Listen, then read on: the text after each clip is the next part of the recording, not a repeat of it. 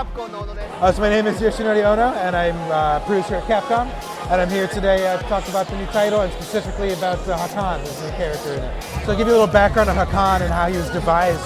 So basically, early on in the process of making Super Street Fighter 4, we knew we wanted something new and different that we hadn't seen before. You know, with regular Street Fighter 4, we brought a lot of old characters back, we added some new ones, but we felt like there was still something missing. We didn't have a new Blanca, a new Dulcin, a new kind of wacky offbeat character. So at the beginning we took like a month, and I told all the dev team, I said, hey, let's go on YouTube, let's rent some videos, let's try and find interesting fighting styles. Let's look around, explore the world, see what's out there. So we can come up with something new. So among these videos, we got into this Turkish oil wrestling where these older guys actually douse themselves in olive oil. You know, they can kind of grapple with each other. You know, granted, it's an important part of culture in that part of the world, but you know, looking at it from the outside, it just looks like it's a really interesting fighting style. So we thought, you know, this would really fit with Street Fighter. If we found a way to arrange this and make it Street Fighter-like, we'd come up with some really unique stuff here.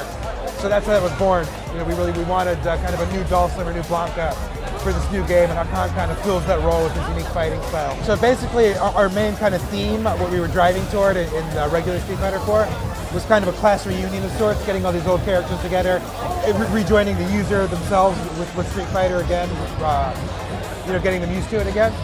So basically, you know, the Street Fighter 2 characters and some of the Alpha characters, we can think of them as all being gone to the same school, hence the reunion theme.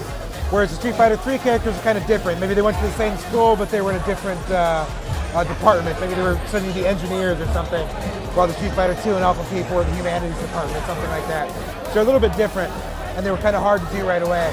But we saw the fan reaction after 4 came out. A lot of people assumed, wrongly of course, that I somehow didn't like the Street Fighter 3 series, or I hated those characters. So you know, that's definitely not the case. So we wanted to show them that no, of course we don't, just like we love these characters. But we're gonna have to adjust them a little bit to get them in. So we knew we wanted to do characters from 3. The first thing you want to do is figure out who the users wanted, because we kind of wanted to make this sort of a fan service sort of game. So all of our research, looking at message boards, looking at emails, we found consistently that Dudley, Makoto, and Ibuki came out on everyone's list. So those 3 were chosen based upon user requests, and that's basically kind of the story behind that. So when we had to put characters from 3 and 4, you know, we wondered about how are we going to squeeze these guys in here without the parry system. So basically we took a really close look at these characters, we kind of sliced and diced them, we figured out which parts pertain specifically to parrying and which parts are a part of their regular moveset. So when we sliced off the parry part, we didn't just throw it in the trash can.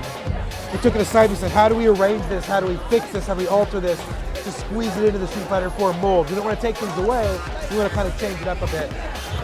So basically what we found was that if we really focused on the high-level players, the players that would have used parrying a lot in 3, what we find is we have the technique of you know, EX focus canceling, which is a really high-level sort of thing to do. And it kind of suits the Street Fighter 3 playstyle.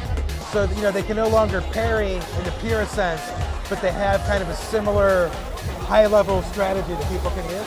So rather than kind of force characters from Street Fighter 3 into 4, we looked at it as making Street Fighter 4 characters that felt like Street Fighter 3 characters, if that makes sense.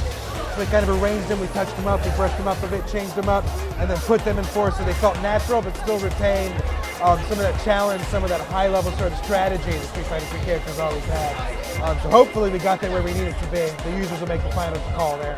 So once again, I'm here talking today about Super Street Fighter 4, not Onimusha, but Super Street Fighter 4. And this game will be released on both the PlayStation 3 and Xbox 360.